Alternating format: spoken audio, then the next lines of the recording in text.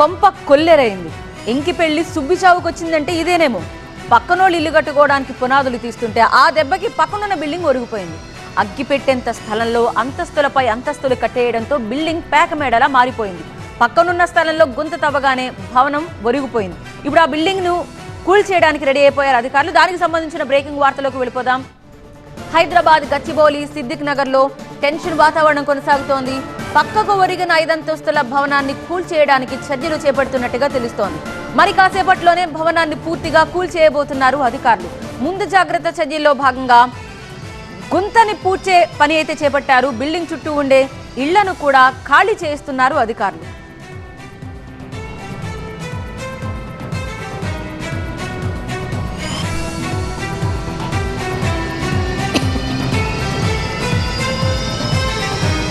మా principal correspondent జ్యోతితో మాట్లాడదాం. జ్యోతి, ఇప్పుడు ఈ బిల్డింగ్ ని కోల్చడం అంటే ఇది కూడా ఒక సవాల్గానే చూడాలి. బికాస్ చాలా దగ్గరగా ఉన్నాయి బిల్డింగ్స్ అన్ని.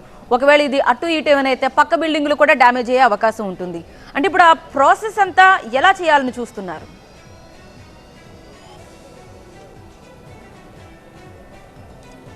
ఏదైతే ఒరిగినటువంటి బిల్డింగ్ ఉందో ఆ బిల్డింగ్ని ఇప్పుడు కూల్చివేయడం అనేది ఒక టాస్క్గా మారిందని చెప్పుకోవచ్చు. ప్రస్తుతం మనం సిద్దిక్ నగర్లో ఉన్నటువంటి ఆ ఒరిగిన బిల్డింగ్ వద్ద ఉన్నాము. అయితే చుట్టుపక్కల కొన్ని బిల్డింగ్స్ మనకు కనిపిస్తూ ఉన్నాయి. ఆ బిల్డింగ్స్ కూడా డ్యామేజ్ అవ్వకుండా చాలా నెమ్మదిగా కూడా ఈ బిల్డింగ్ని కొలాప్స్ చేయాల్సినటువంటి పరిస్థితి చాలా స్పష్టంగా కనిపిస్తుంది. మనం చూస్తున్నాము ఇక్కడ ఏదైతే గుంటను తవ్వారో ఆ గుంతనంతా కూడా జేసీబీ సహాయంతో ఈ గుంతనైతే ప్రస్తుతానికి పూడ్చివేశారు. కానీ హైడ్రాలిక్ మిషన్ని తీసుకొచ్చిన తర్వాత మనం చూస్తున్నటువంటి ఈ రేకుల షెడ్ ఏదైతే కనిపిస్తుంది ఇది స్క్రాప్కి సంబంధించినటువంటి చిన్నపాటి గోదాం కాబట్టి ఈ స్పేస్ అంతా వాళ్ళు ఆక్రమించుకొని ఆ బిల్డింగ్ని చాలా జాగ్రత్తగా కూల్చేసేటటువంటి ఆ ఏర్పాట్లను అధికారులు అయితే ఇక్కడ వచ్చి పరిశీలిస్తున్నారు. ఇంకొక సమస్య కూడా ఉంది జ్యోతి. ఇప్పుడు ఆల్ ఆఫ్ సడన్ ఇప్పుడు ఈ బిల్డింగ్ లో ఉన్న వాళ్ళని ఈ బిల్డింగ్ లో ఉన్న వాళ్ళ పరిస్థితి ఏంటి? వీళ్ళని ఎక్కడికైనా తరలిస్తున్నారా? వాళ్ళు ఏమన్నా లాస్ అవుతున్నారా ఆర్థిక పరంగా కూడా? వాళ్ళకి ప్రత్యామ్నాయంగా ఏం చెప్తున్నారు అధికారులు?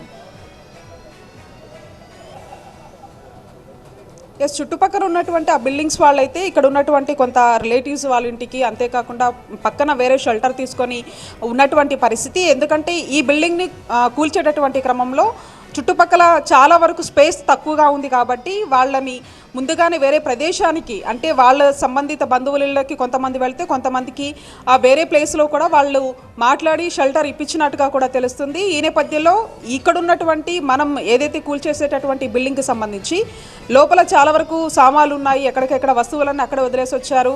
అంతేకాకుండా కొన్ని విలువైన వస్తువులు కూడా ఉన్నాయి, సర్టిఫికెట్లు కూడా ఉన్నాయని చెప్పేసి ఆ బిల్డింగ్లో ఉన్నటువంటి వాళ్ళు ఎవరైతే ఉంటారో రెంటర్స్ వాళ్ళు చెప్తున్నటువంటి పరిస్థితి. అయితే నిజంగానే ఇక్కడ ఈ గుంతను తవ్వేటటువంటి క్రమంలో అంటే కింద పిల్లర్స్ కోసం తీసుకున్నటువంటి ఆ గుంతను ఆ కూలబోయేటటువంటి ఆ బిల్డింగ్కి సంబంధించి కంటే ఎక్కువగా కూడా దాన్ని తవ్వడం కారణంగా మనకు అక్కడ క్లియర్గా ఒక గుంత కనిపిస్తుంది. కొంత క్రాక్ వచ్చినటువంటి పక్కనే ఏదైతే ఈ యొక్క స్క్రాప్కి సంబంధించినటువంటి ఆ రేకుల షెడ్తో కూడినటువంటి ఒక రూమ్ కనిపిస్తుందో కొంత క్రాక్ వచ్చినటువంటి ఆ భాగాన్ని కూడా మనం చూస్తూ ఉన్నాము. దీన్ని గమనించినటువంటి స్థానికులు బయటికి రావడం అయితే జరిగింది. కానీ లోపల ఉన్నటువంటి విలువైన వస్తువులు కోల్పోతున్నాం అన్నటువంటి ఒక ఆవేదన వ్యక్తం చేస్తూ ఉన్నారు. అంతేకాకుండా జిహెచ్ఎంసీ సంబంధించినటువంటి అధికారులతో పాటుగా ఇక్కడ డిఆర్ఎఫ్ సిబ్బంది, పోలీసులు అందరూ కూడా ఉన్నారు. ఈ బిల్డింగ్ని ఏ సమయంలో అయినా కూల్చేటటువంటి అవకాశం కనిపిస్తుంది. కానీ కూల్చడానికి కూడా ఒక టాస్క్ అయితే ఉందని చెప్పుకోవచ్చు. చుట్టూ అంతా ఇల్లులు ఉండడము, అంతేకాకుండా చిన్నపాటి గల్లీలు ఉండడము, వచ్చేటటువంటి ఆ యొక్క హైడ్రాలిక్ మిషన్కి సంబంధించి కూడా స్పేస్ కావాలి.